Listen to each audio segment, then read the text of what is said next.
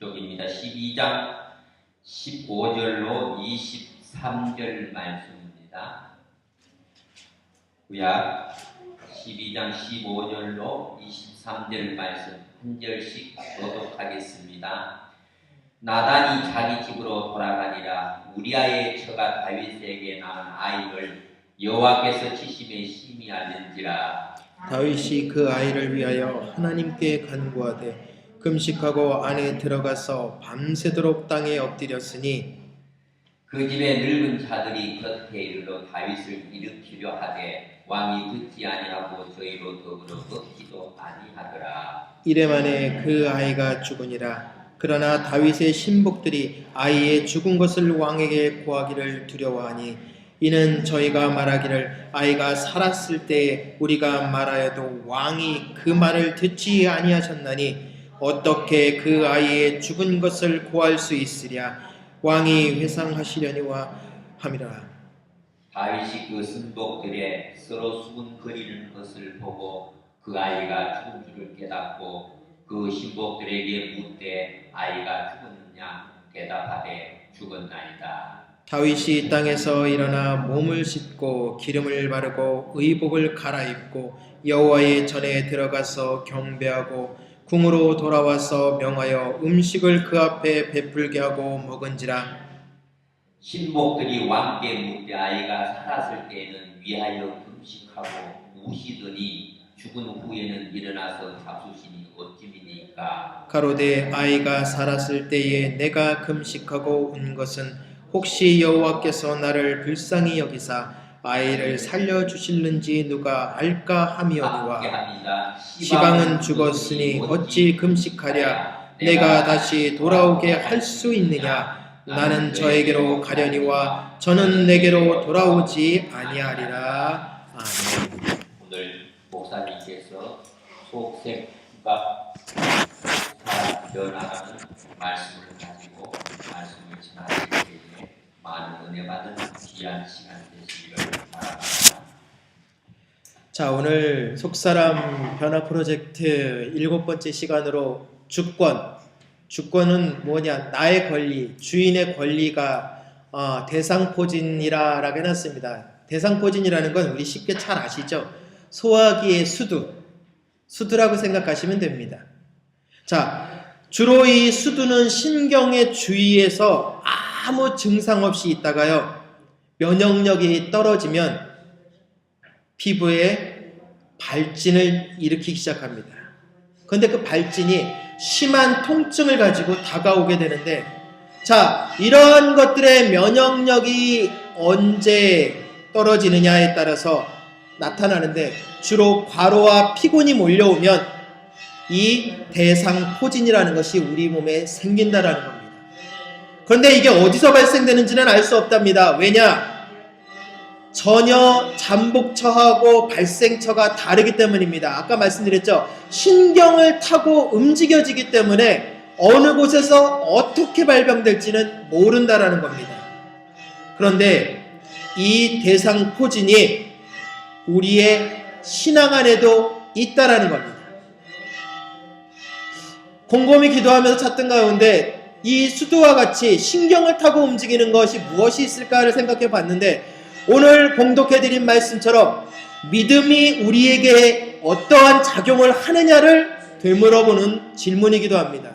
신경을 타고 움직인다고 했습니다. 말씀이 곧 우리의 신경을 타고 움직여 모든 삶을 움직이게 하지 않습니까? 그런데 그 신경에 우리 스스로가 과로와 피곤의 누적 상태에 빠져버리면 결국은 하나님의 말씀 앞에 우리는 무너지게 된다는 겁니다.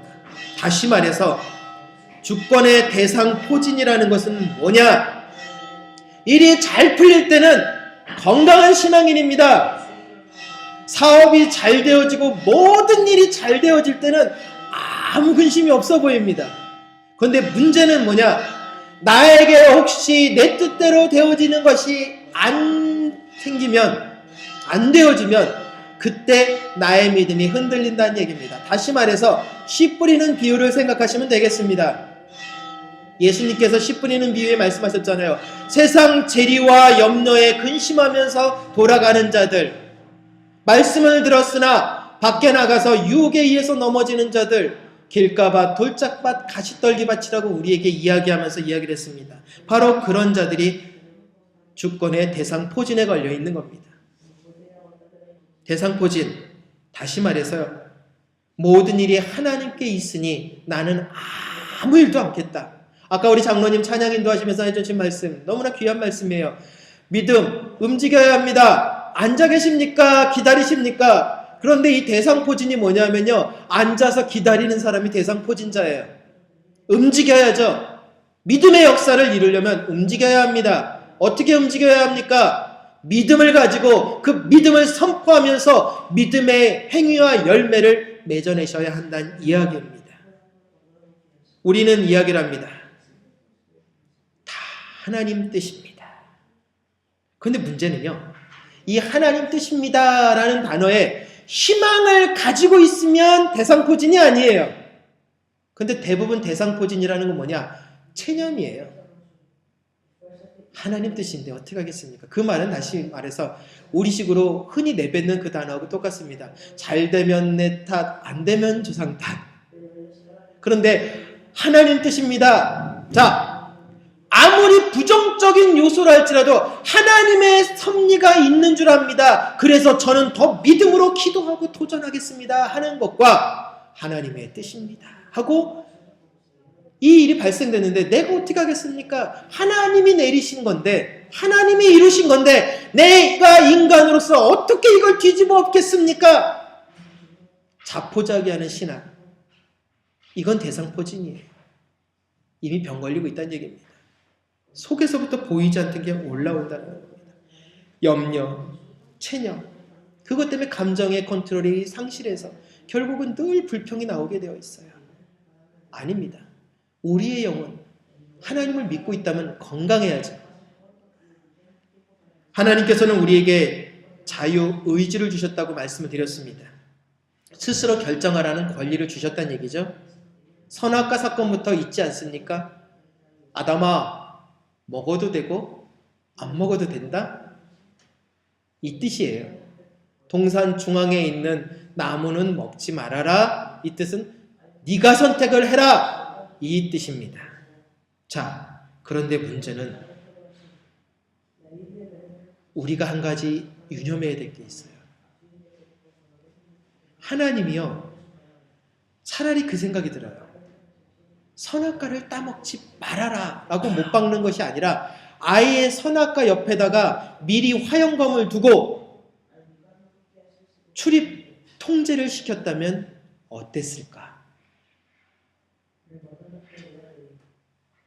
선악과를 따먹으면 정령 죽으리라. 그게 아니라 너 그거 따먹는 그 순간 정말로 가진 협박을 하셨다면 얼마나 좋았을까요? 그런데 아니요. 하나님은요, 우리에게 스스로 존중해 주셨어요. 난 널 믿는다. 너의 결정을 믿는다. 너의 선택을 믿는다라고 우리에게 맡겨주셨다고요. 그런데 문제는 그 맡겨주신 그 선택, 하나님은 최대한 우리를 존중하고 계시는데 우리는 과연 얼마만큼 하나님을 존중하고 있느냐는 얘기죠. 창세기 보니까 1장에요. 반복되어지는 표현이 한 가지가 있었습니다. 무엇이냐? 말씀하시니, 하나님이 말씀하시니 그대로 되니라. 참 너무나 멋있는 말이에요. 빛이 있으라 하시니 그대로 되니라. 땅은 식물과 많은 것들을 내어라 라고 말씀하시니 그대로 되니라. 그 구절을 볼 때마다 막 마음이 설레요. 왜요? 하나님이 말씀하시는 대로 되어지니까요. 요즘 그 은혜를 너무 사모하고 있습니다. 하나님, 말씀에 의지하여 말씀대로 선포하며 말씀대로 역사하소서. 요즘의 소망이 그거예요. 하나님, 그러한 믿음을 내 안에 가지게 하옵소서. 약속되어진 말씀을 약속대로 선포할 뿐인데 왜 안 일어납니까? 역사는 결국은 제 안에 확신이 없기 때문입니까? 제 안에 굳건한 의지가 없기 때문입니까? 제가 속사람이 변화되지 않았기 때문입니까? 그래서 지금 속사람 프로젝트를 하는 거예요. 이 속사람을 자꾸 바꾸다 보면 정말 속사람이 예수님을 닮아가면 우리의 말 한마디 한마디에 역사가 일어나지 않을까요? 전 기대합니다. 의인의 간구는 역사하는 힘이 많으니라. 얼마나 멋있어요. 이 말씀대로 우리 역사를 일으키자는 얘기입니다. 그런데요, 창세기 2장 17절에 보니까요, 하나님께서 얘기를 합니다. 선악을 알게 하는 나무의 열매는 먹지 말아라. 네가 먹는 날에는 반드시 죽으리라 하시니라. 다음에 그대로 되니라 라고 하셔야 되는데 그대로 되니라라는 말씀 빼놓으셨어요. 너는 이것을 먹으면 정녕 죽을 것이다. 그대로 되니라 해야 돼요. 이 말씀을 보면서 그 생각을 해봤습니다. 한번 역으로 추리를 해봤습니다. 어떻게 해요? 사람들의 자유의지가 결국은 하나님을 존중하지 않을 거라는 것을 하나님은 아셨다라는 거예요. 선악과 따먹을 줄 알았다라는 얘기입니다. 아무리 하나님은 우리를 존중해줘도 우리가 하나님을 존중하지 않을 거라는 걸 아셨다라는 거예요. 보이지 않기 때문에 우리는 너무나 그걸 가볍게 여긴다라는 거예요. 오늘 새벽에도 말씀드렸습니다. 보이는 사람들에 대해서는 우리 참 민감해요. 저 사람이 무슨 말을 하나, 저 사람이 무슨 생각을 하나, 저 사람이 무슨 표정이 왜 저러나, 우리는 그거 하나하나에 엄청 민감해요. 그러나 정작 하나님께는 그런 마음이 없잖아요. 다시 말해서 우리는 하나님을 존중하는 마음이 많이 없어졌다는 얘기예요. 만약에 하나님이 강제적으로 그대로 되니라 했으면 따먹는 그 순간 하와는 아담한테 넘겨주지도 못하고 팍 죽는 거예요. 그러면 어떻게 됐을까요? 지구의 역사는 어떻게 되셨을 것 같아요? 그대로 되니라 했으면 하와는 따먹는 순간 죽었습니다. 아담 먹었습니까? 안 먹었습니까? 안 먹었습니다. 아담은 다행히 죄를 안 졌어요. 과연 그럴까요? 그런데 이 말을 들은 건 아담이 들었는데 따먹는 건 하와가 따먹었어요. 그럼 아담은 책임 없습니까? 야, 어떤 분이 그러시더라고요. 새 장가 가면 되잖아요. 그래가지고 웃고 말았는데 그거는 아니잖아요. 하나님이 그러시려고 하는 의도는 아니잖아요. 그 말은 뭐냐? 책임을 우리는 떠넘기기 바쁘다는 얘기예요. 아담이 분명히 들었음에도 불구하고 하와에게 그걸 주지시키지 못했다라는 건 뭡니까? 동조자가 됐다는 얘기예요. 그리고 하와가 먹고 나서 죽었더라. 그 먹은 거 한 입 먹고 나서 내려오는 순간 하와의 온통 머릿속에 복잡한 생각이 있었겠죠. 왜 따먹었나 하는 생각이 분명히 후회감이 들 텐데 후회감이 들지 않을 타이밍에 아담이 있었다는 얘기는 뭡니까? 바로 옆에 있었다는 얘기겠죠. 바로 우리에게 일어난 일이 바로 그겁니다. 이게 문제인 거예요. 차라리 하나님께서 그때 아담과 하와에게 선악과를 따먹지 못하도록 그 일이 발생되지 않도록 막아주셨으면 하고 우리는 늘 이야기를 합니다. 내 사업을 좀 하나님이 그때만 지켜주셨어라도, 내 직장을 지켜주시기만 했어라도, 내 가정을, 내 학업을, 내 건강을, 우리는 그런 이야기 하잖아요. 그런데 그 이야기 속에 불평이 많아져요. 저도 그래요. 저도 불평이 나오더라고요. 하나님, 도대체 이 젊은 사람이 왜 아파야 돼? 하고 불평이 나오더라고요. 결국은 그거예요. 예전에 영상을 보여드리면서 했던 말씀 기억나시죠? 관리하러 갈 때 그 말을 절대 귀 기울여 안 들었어요. 저도. 집에서 관리하십시오. 근데 안 돼요. 그 말은 무엇이냐? 그만큼 우리는 그 이야기들을 소홀하게 여긴다는 얘기입니다. 옆에서 우리는 수많은 하나님의 메시지로 조언이 옵니다. 성경이 우리를 가르치려 합니다. 수많은 사람들의 입술을 통해서 우리의 모든 상황에 그것을 강제하지 않아요. 선택하기를 원하는 거죠. 그런데 문제는 그 선택의 순간을 어떤 쪽에다가 초점을 맞출 거냐는 얘기예요. 부정적으로 끌고 들어가서 원망과 불평과 시비와 모든 쪽으로 가시겠습니까? 아니면 보이지 아니하는 하나님을 향한 끝없는 신뢰를 퍼붓겠습니까? 나는 하나님을 신뢰합니다. 그러므로 이 일의 모든 것도 이루실 분은 하나님이십니다. 라고 입술로만 하시겠습니까? 아니면 정말로 하나님이 역사하시도록 모든 길을 열어드리겠습니까? 자유의지는 축복의 선물이에요. 그래서 이야기하잖아요. 먼저 그 나라와 의를 구하라. 그리하면 이 모든 것을 너에게 더하시리라. 선택이에요. 먼저 그 나라를 의를 구할 건지 세상 것을 구할 건지 선택입니다. 먼저라고 예수님은 우리에게 단서를 달아줬을 뿐이에요. 먼저 그것을 구하는 게 우선순위이나 선택이다라는 거예요. 어느 쪽을 선택하시겠습니까? 우선순위를 선택해야죠. 지난주 오후에 말씀드렸잖아요. 우선순위 분명해야 된다. 오바댜와 같이 우선순위를 분명히 하는 자만이 하나님의 영광을 이룰 수가 있어요. 우리에게 우선순위의 선택이 중요합니다. 그러므로 잊지 마십시오. 스스로 하나님 앞에 마음을 들이며 예배하십시오. 교회 와서 예배 드리잖아요. 그러나 삶의 예배를 드리시기 바랍니다. 왜요? 예배는 찬송 부르는 게 예배입니까? 설교 듣는 게 예배입니까? 아니요. 이 시간 여기 왜 앉아 계십니까? 여기 십자가를 보기 위해서 나오신 거잖아요. 다시 말해서 하나님께 예배드리기 위해서입니다. 그런데 성경은 우리에게 뭐라고 했습니까? 늘 사용하는 제가 설교 시간마다 끄집어내는 단어 있죠? 하나님께 하듯 하고 예수님께 말하듯 하라. 이 말은 곧 무엇입니까? 삶의 예배자가 되란 얘기입니다. 누구를 만나든지 하나님 대접하듯 하며 누구에게 말을 하든지 예수님께 말씀하듯 하라. 이 말은 곧 하나님 앞에 예배자가 되면 모든 사람들을 진심으로 섬기게 된다는 얘기입니다. 내가 의지를 가지고 섬기겠다. 어려워요. 그리스도인의 섬김은요. 하나님과 관계되어질 때 자연스럽게 나오거든요. 그러므로 우리 정말 말씀대로 살아야 합니다. 하나님의 뜻 배반할 수도 있어요. 그걸 아시면서도 하나님은 사랑을 선택하셨다고요. 그만큼 우리를 존중했습니다. 우리가 상대방을 볼 때 어떻습니까? 허점이 많고 단점이 참 많아요.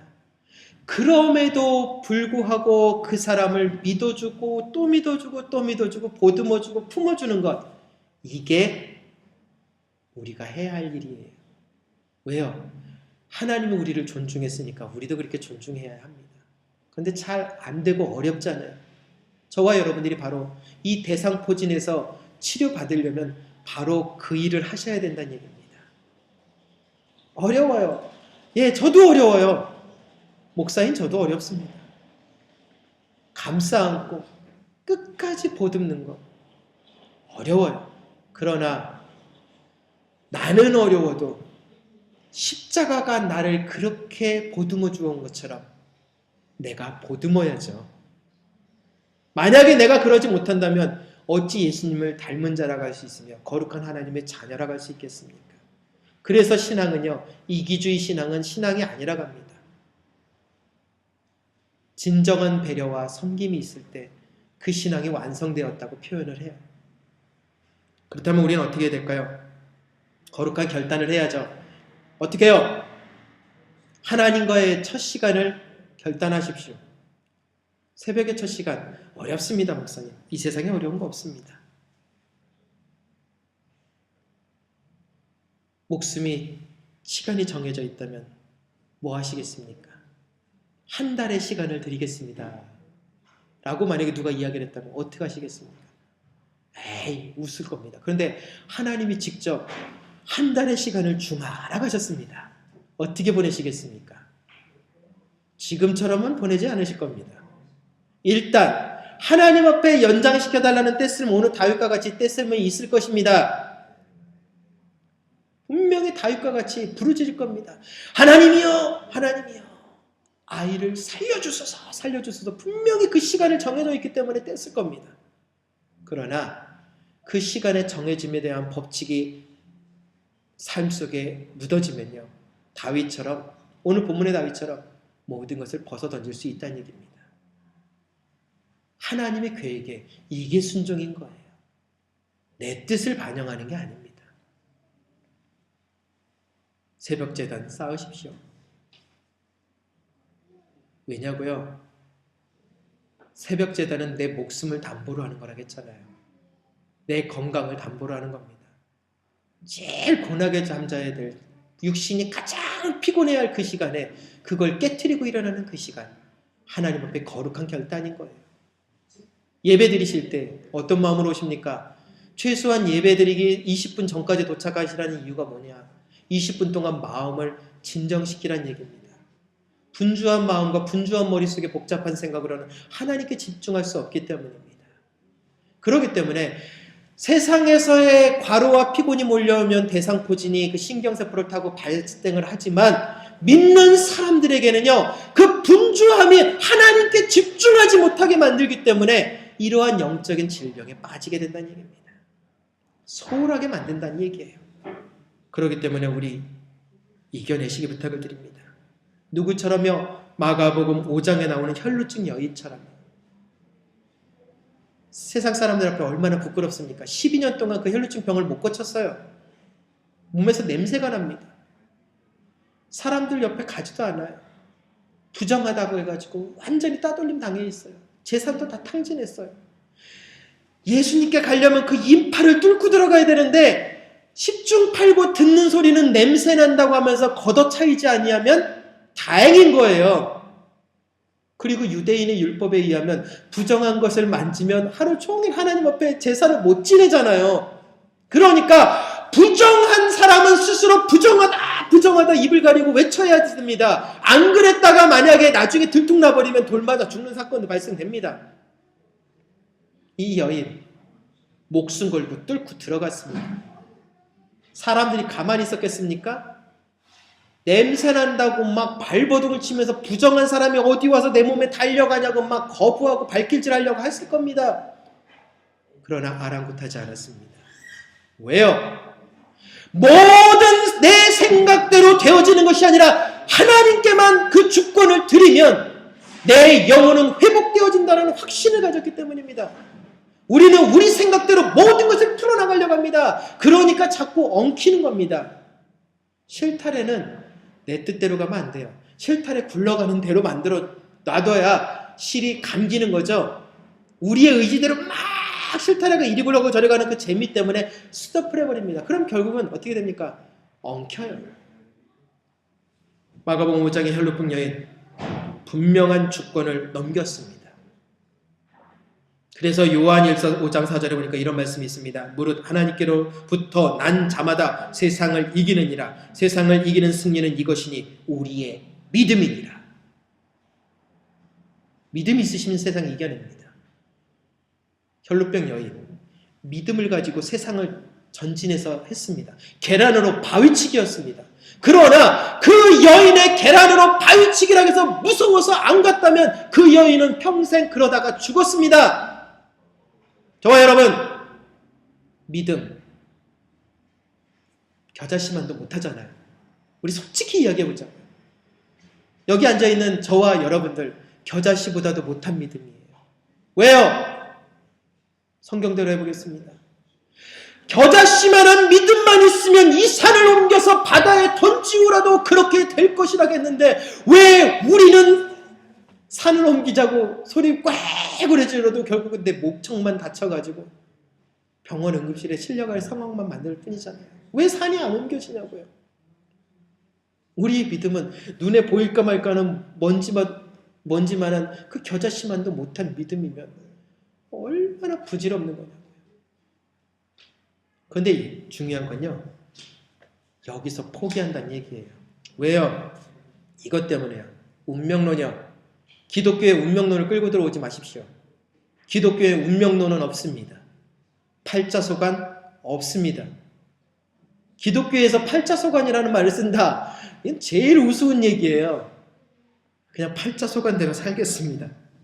예전에 저도 웃으며 이런 것도 몇 번 쓸 때가 있었어요. 정말로 에휴, 팔자소관이야. 참 철없을 때 썼던 말입니다. 믿는 사람들한테 팔자소관이란 없어요. 목사님 이렇게 태어났으니까요. 아니요.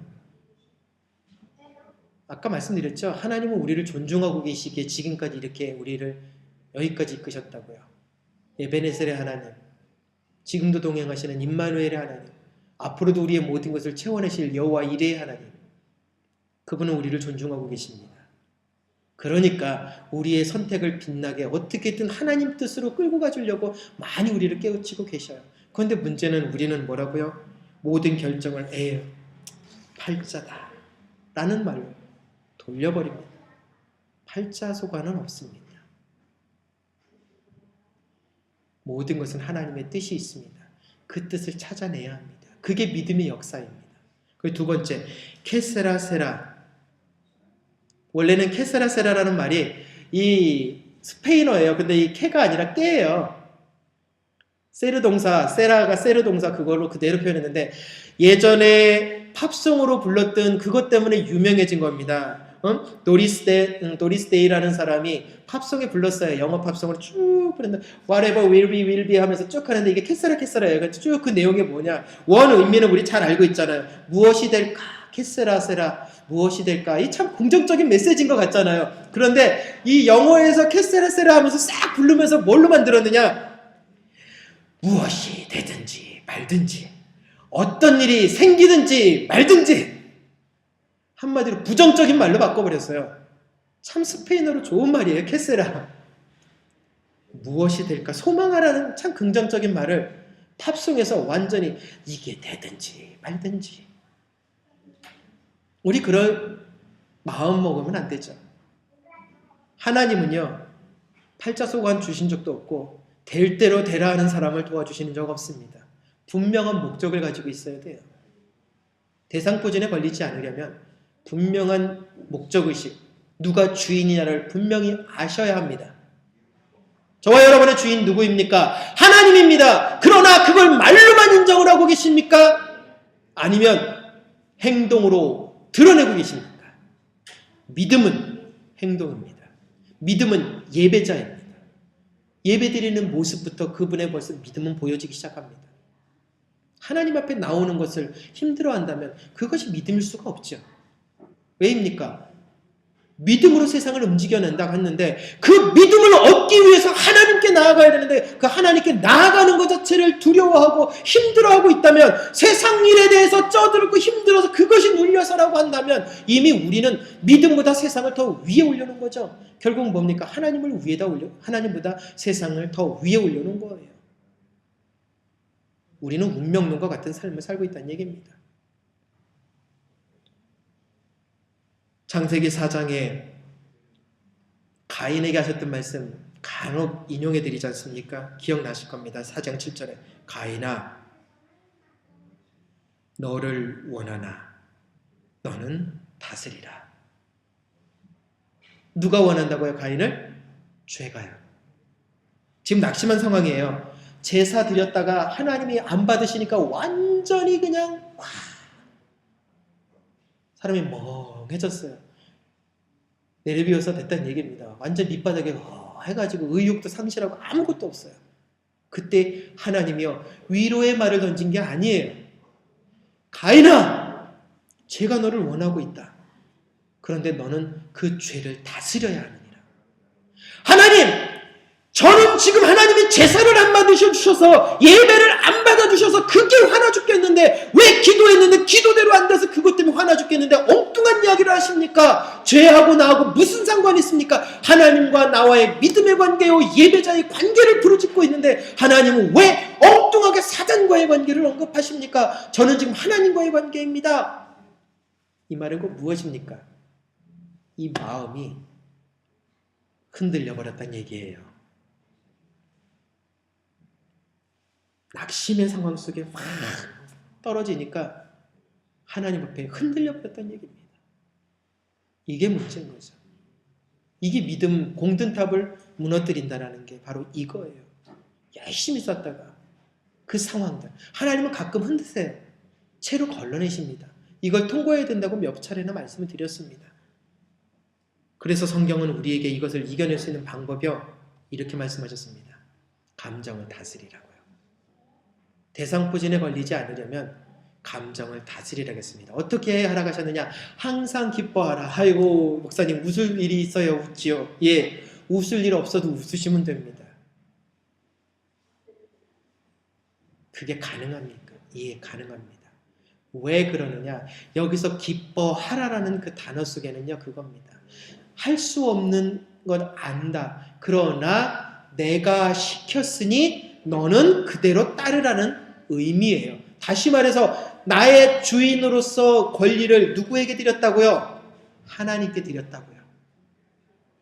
나는 기뻐할 수 없습니다. 그러나 하나님이 명령하신 것이니까 명령대로 나는 순종할 뿐입니다. 그래서 기뻐하겠습니다. 안 되죠, 잘. 그러나 명령에 순종하겠다는 것입니다. 그리고 두 번째, 왜 그렇게 해야 되느냐? 여호와로 인하여서 기뻐해야 내 안에 힘이 있다고 느헤미야서에 말씀하고 있기 때문입니다.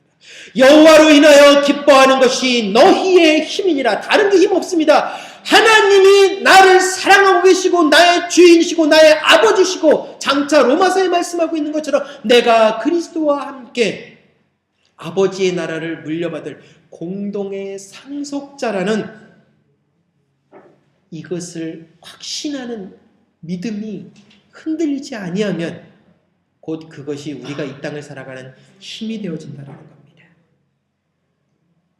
그런데 감정 참 어려워요. 그렇죠? 기복도 많고요. 그럴 때 어떻게 해야 됩니까? 이때 비로소 하나님께 가야 합니다. 슬픔이나 분노, 실망이나 배신감 막 찾아올 때 있어요. 막 속에서 막 끓어오르잖아요. 그걸 삭히면 화병됩니다. 그래서 우리 어머님들이 잘 불렀던 노래가 있죠. 조용필 씨가 그걸 다시 불러줬지만, 한많은 이 세상.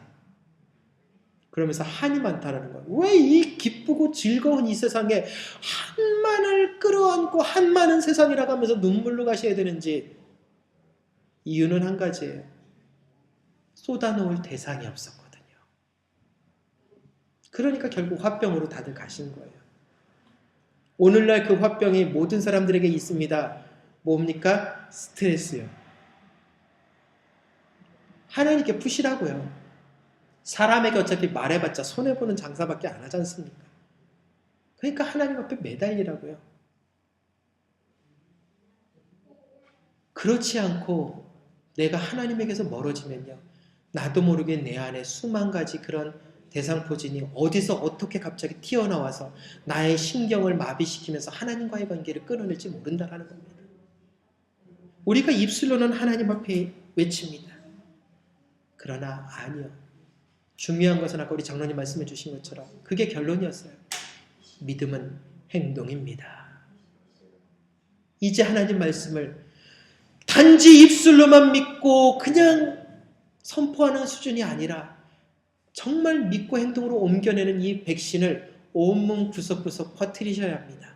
그 백신은 뭐라고요? 하나님 앞에 쏟아놓는 기도와 열정이요. 그러면 이 모든 것들 이겨낼 수 있습니다. 그래서 말씀드렸잖아요. 우리가 얼마만큼 기도를 쌓아놓느냐, 저축해 놓느냐에 따라서 힘들어졌을 때 그 모든 것들을 이겨낼 수 있는 힘의 에너지를 뿜어낼 수 있다라고 말씀을 드렸습니다. 그때는 하나님 앞에요, 대출해 주세요가 아니에요. 하나님 인출한 거 주세요라고 말씀을 드렸었지 않습니까? 그래서 하나님 앞에 우리는 기도를 쌓아두는 거고, 그리고 하나님 앞에 믿음의 행위를 자꾸 보여드리는 거예요. 어떻게 누구처럼요? 히스기야처럼요. 하나님이여, 내가 하나님 앞에 의롭고 정직했음을 기억하옵소서. 그 말 한마디에 15년의 생명을 연장시켜 주셨던 것처럼요. 오늘 본문에 나온 다윗처럼요, 상황의 모든 것에 악함으로 치달렸으나 하나님의 결정이 끝난 그 순간 정말 하나님을 믿은 자는 그렇게 가야 한다는 얘기입니다. 그런데 우리는 안 그러잖아요. 내 생각으로 흔들어 버리잖아요. 사람들이 궁금해합니다. 어떻게 그럴 수가 있습니까? 다윗 왕이요, 하나님이 결정하신 일이다. 이게 믿음의 행동입니다. 그렇다면 우리는 어떻게 해야 합니까? 성경에 말씀하신 대로 믿음을 실천하십시오. 진실하시면 됩니다. 신령과 진정으로 하나님을 만나시면 됩니다. 정직하시면 됩니다. 그러려면 어떻게 해야 합니까? 하나님께 예배자의 삶을 놓치지 마시라는 얘기입니다. 하루 24시간이 예배입니다. 로마서 12장에 거룩한 산제사로 예배를 드릴지니라고 했습니다. 그 말은 저와 여러분들의 24시간이 예배자라는 얘기입니다. 살아있는 이 모습을 통해서 하나님의 영광을 드러내라는 얘기입니다. 그런데 무엇을 믿고 계십니까? 하나님의 역사를 믿으십니까? 아니면 내가 생각하는 역사의 하나님을 끌고 다니십니까? 믿음은요, 하나님 앞에 끌려가는 것입니다. 이것이 바로 저와 여러분들이 주권을 하나님께 맡겼을 때 그 대상포진에 걸리지 않는 방법입니다. 내 뜻대로 내 방식대로 끌고 내려오면 결국은 우리는 그것 때문에 결국은 병을 얻을 수밖에 없어요. 하나님과의 관계 끊어지지 않도록 항상 긴장하면서 기도자의 삶으로 속사람을 변화시키는 믿음의 성도님들이 되시기를 부탁을 드립니다. 거룩하신 하나님 감사합니다. 우리들의 믿음을 되돌아봅니다. 우리들의 생각을 되돌아봅니다. 하나님의 나라의 역사의 꿈을 바라봅니다.